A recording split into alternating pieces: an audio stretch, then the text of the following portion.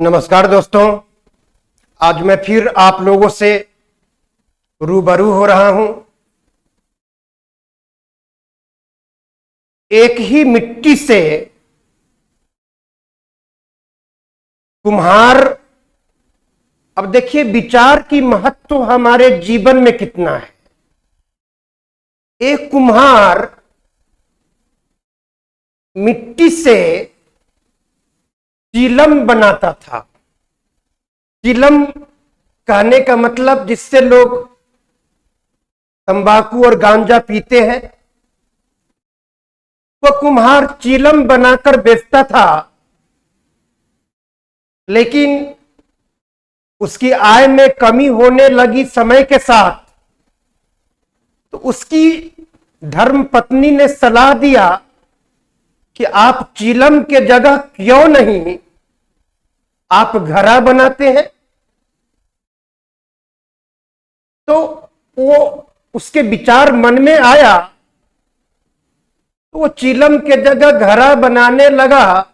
तो मिट्टी भी सोचा कि चलो चिलम बनते तो रोज उसमें गर्म होते और तपते, उससे कितनी अच्छी बात है कि घड़ा बनकर पानी को शीतल रखते हुए कितने लोगों को प्यास बुझाएंगे।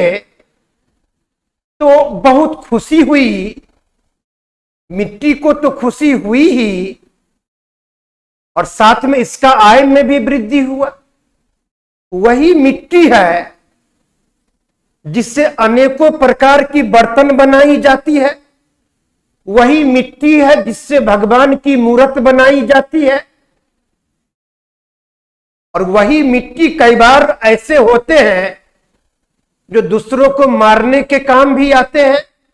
यानी कि मैं दोस्तों ये बताना चाहता हूं, विचार यानी कि आइडिया, आपके मन में ये विचार आया तो इस पर आपके मन में किसी भी क्षण, व्यक्ति के जीवन में कोई भी एक क्षण उसके पूरे जीवन में बदलाव ला सकता है। एक आइडिया, एक विचार आने से।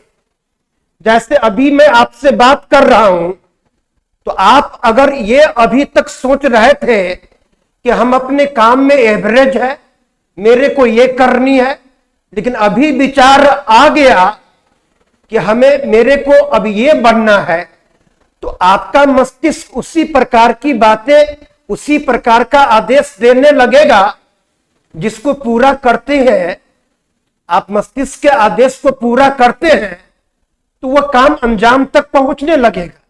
यानी जो भी विचार हम लोग मन में लाते हैं कि हम ये पाना चाहते हैं, जिस ख्वाब को पालते हैं, तो हमारी मस्तिष्क उसको पाने के लिए दुनिया के सबसे अच्छे उपाय आपके लिए, आपके हिसाब से बेहतर क्या होगा वो दुनिया में कोई नहीं जानता है।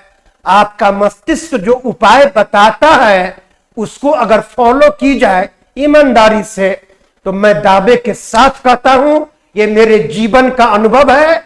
आपको उसको पाने के लिए ज्यादा जोर नहीं लगाना पड़ेगा। बस अगर फॉलो करते हैं तो अपने आप स्वाभाविक रूप से कब मिल जाएगा आपको पता नहीं चलेगा। यानी विचार का बहुत महत्व है मेरे जीवन में। एक विचार की महत्व है और दूसरी महत्व ईगो का है। ईगो का महत्व है, अगर आप पढ़ाई करते हो तो सपोज कोई भी काम करते हो, कोई व्यापार भी आम आदमी करता है, अगर उस काम में जो भी काम करो तो अव्वल रहो। कितने लोग अगर जूता सीते हैं तो जूता सीने में ही अव्वल है, तो दूर दूर से जूता सिलवाने के लिए उसके पास फुर्सत नहीं है।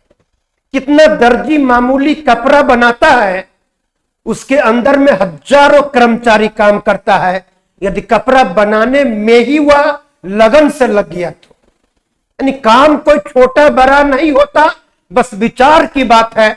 जो काम आप कर रहे हो उसमें आपसे कोई बेहतर हो जाए, ये सवाल नहीं पैदा होता है। आपके रग में जो खून बहता है वो खून को मंजूर नहीं कि उस काम में आपसे कोई बेहतर हो जाए, ये सवाल ही नहीं पैदा होता है। ये विचार जब आपके अंदर आता है यही आपको हीरो बनाता है। यही विजेता का अंकुरित, आपके मन में बीज अंकुरित होता है। और ईगो यानी कि आपको ठेस पहुंचे, अभिमान और अपमान की परिभाषा को बता मैं रहा हूं। आप जिस काम में लगन में लगे हैं उसमें अगर आगे बढ़ते हैं, ये अभिमान है, उसमें पीछे हटते हैं तो अपमान है।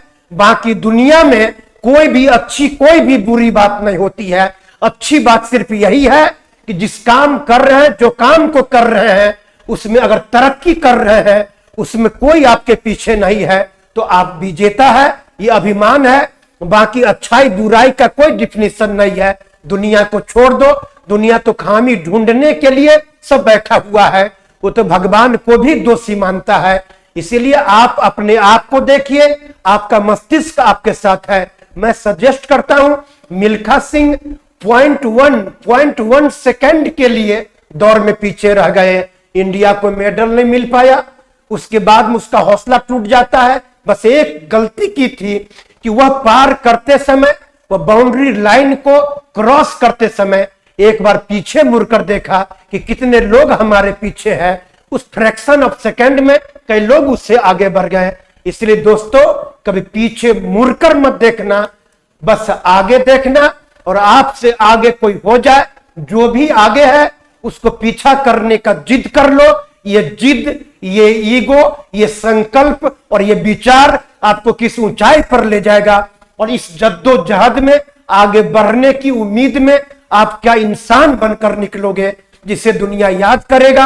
आप हीरो हो जाओगे समाज का, अपने परिवार का। लोग आपके जैसा बनना चाहेगा। कई जगह मैं देखता हूं, कोई बच्चा रहता है तो बच्चा को कहता है कि आप क्या बनना चाहते हैं, तो इसके जैसा, उसके जैसा।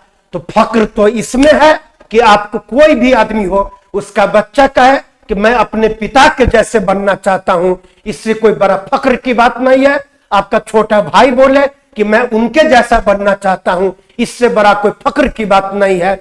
आपका समाज में जूनियर बोले कि मैं उसके जैसा बनना चाहता हूं। बहुत सारे लोग अपने बच्चों को गाइड करे, उसको जैसा बन के दिखाओ, इससे बड़ा कोई दौलत जीवन में हो नहीं सकता दोस्तों। तो मैं आप सभी को शुभकामना देते हुए और ये सलाह देता हूं कि दृढ़ निश्चय करो। आपके अंदर इतनी ऊर्जा है जो कीर्तिमान को स्थापित कर सकता है।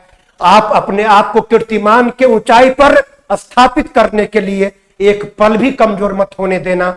अब मैं सुखद जीवन, स्वस्थ जीवन की मंगल कामना करते हुए यह आशा व्यक्त कर रहा हूं कि महामंजर अंधकार का समय छट रहा है, रोशनी और सवेरा आ रहा है।